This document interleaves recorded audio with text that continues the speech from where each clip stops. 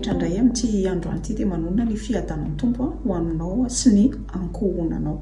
Misaotra an'Andriamanitra lehibe sika ny amin'izao fotoana izao izay ahafahana manao amin'izao video izao, ary isaorana Andriamanitra ny amin'ny fiara-miasa miaraka amin'ny groupe ASEM. Noho ny amin'ny zava-misy moa izany dia izay rahantsika mahalala eto amin'ny firenentsika dia izay indrindra ny antony nanaovana izao video izao mba hampahirezana antsika rehetra any amin'ny toerana izay misy antsika amin'izao fotoana izao.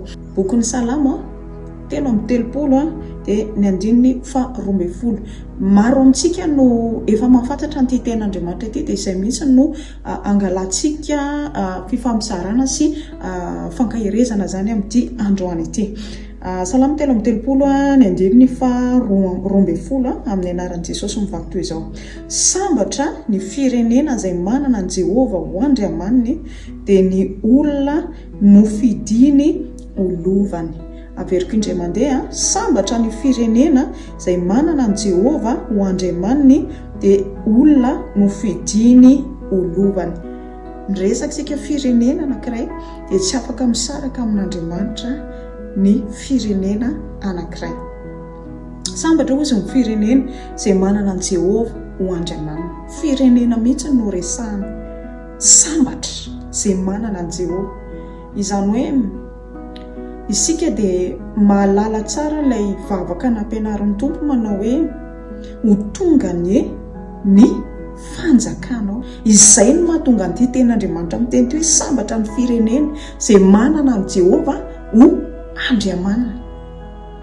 Izany hoe ny fanjakan'Andriamanitra mitoetra eto amin'ny firenentsika, na ihany koa hoe raha somary tereko ilay izy dia hoe Andriamanitra mitoetra ao amina fianakaviana anankiray na ankohonana anankiray, dia izay no mahatonga an'ilay hoe sambatra ny firenena.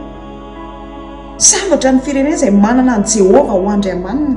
Izy tsy nanonona zavatra fa le mahasambatra ozy izy dia ny manana an Jehova, manana an'Andriamanitra. Izany hoe tafapetraka eto amin'ny firenentsika ny fiandrianan'Andriamanitra, ny fanjakan'Andriamanitra. Izay isika vao azo atao hoe firenena sambatra.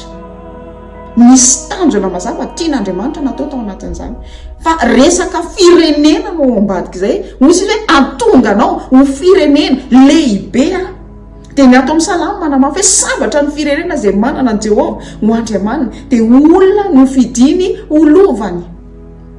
Ny mahasambatra antsika ary malagasy dia ny manana an'Andriamanitra, manana Andriamanitra lay Andriamanitra ny Israely, Andriamanitra Abrahama, Isaka ary Jakoba.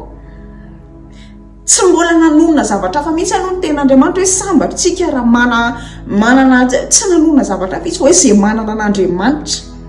Le firenena mihitsy no tonoana hoe manana an'Andriamanitra. Izany hoe le izy atonga le hoe firenena anana an'Andriamanitra dia tsy maintsy miainga tamina olombitsy aloha, tsy maintsy miainga tamina olona anankiray. Ohatra ny Abrahama zao, i Abrahama reny aloha ny resahana, fa tsy tonga hoe niresaka tamin'ny Sara koa izy dia niresaka tamin'ny Lot, fa niresaka tamin'ny Abrahama aloha izy. Dia i Abrahama amin'izay rehefa avy eo no miaraka nandeha tamin'izay fanatrehan'Andriamanitra mahagaga izay. Dia izay natonga ny hoe ny vahoakan'i Israely no fidin'Andriamanitra. Izay ilay hoe ny vahoakan'i Israely dia lamatoan'Andriamanitra. Izany hoe firenena anankiray io dia manana an'Andriamanitra izy ho andriamanina. Dia izay mahatonga an'ilay hoe sambatra ny firenena anankiray manana an'Andriamanitra. Misy ny fanomezan-tsiny hoe mivavaka foana fa tsisy ninino, fa ilay izy mila tena à 100%.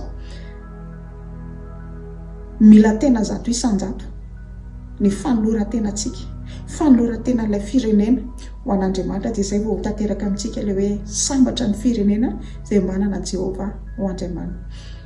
Misaotra an'Andriamanitra ny amin'izay fifampisarana izay. Mino fanandrainao tao anatin'izay dia haka fanapa-kevitra ihany koa ianao ho anao sy ny ankohonanao.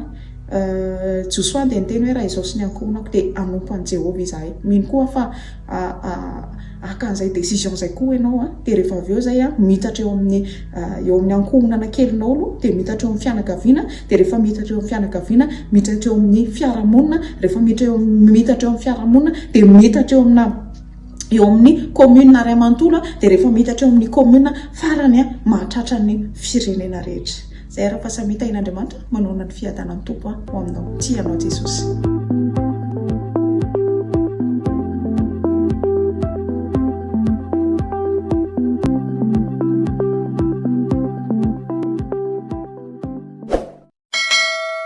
Okay.